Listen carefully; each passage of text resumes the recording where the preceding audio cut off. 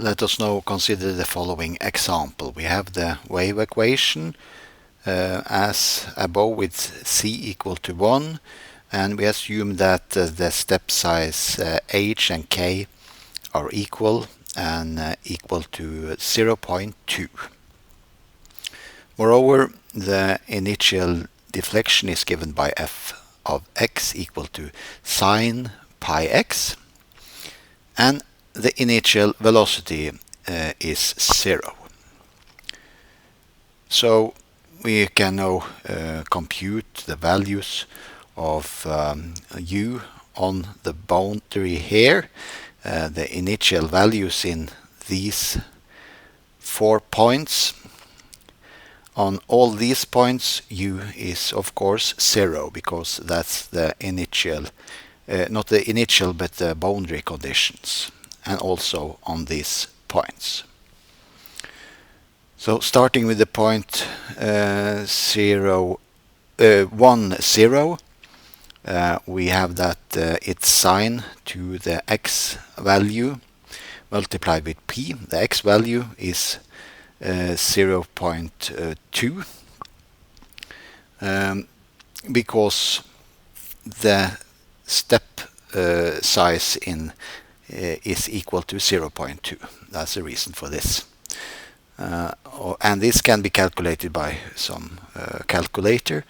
And similarly, if we find u20 equal to 0.95, u30, this point, this is f of 0.6, which is calculated similarly, and similarly we find this final point for 0, that u in this point is equal to 0.58. Moreover, we know that for all these points, in order to calculate these points, we have to use this formula. Recall the following. We proved the following formula for this row. So what does this row mean?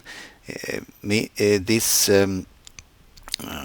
means that ui1, if we, for example, consider this point, then this value is computed by knowing the value in this point and in this point.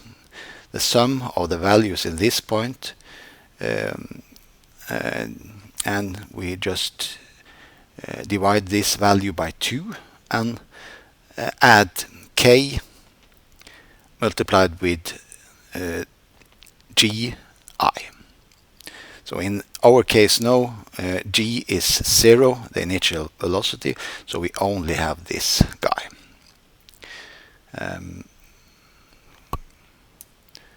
So, okay, we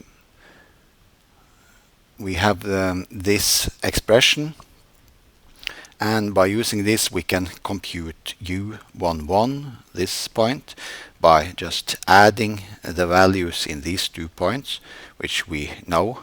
We know that u is 0 here, and in this point we know that u is equal to 0.95. We just calculated this. So then we find this value, u11. Similarly, we find u21 in this point. The value here is the same as the value in this point and this point added together and divided by 2. And u31, this point, is given by the value in this point plus this point divided by 2. And finally, this value in this point is given by this value, the value in this point, plus this point divided by 2. So now we know all the values in the nodes in this row. And when we have found the values in the first row, the second row, third row, fourth row, and so on is found easily by using this general discretization equation. So for the first row, we need this discretization, this equation, which is different from all the other rows.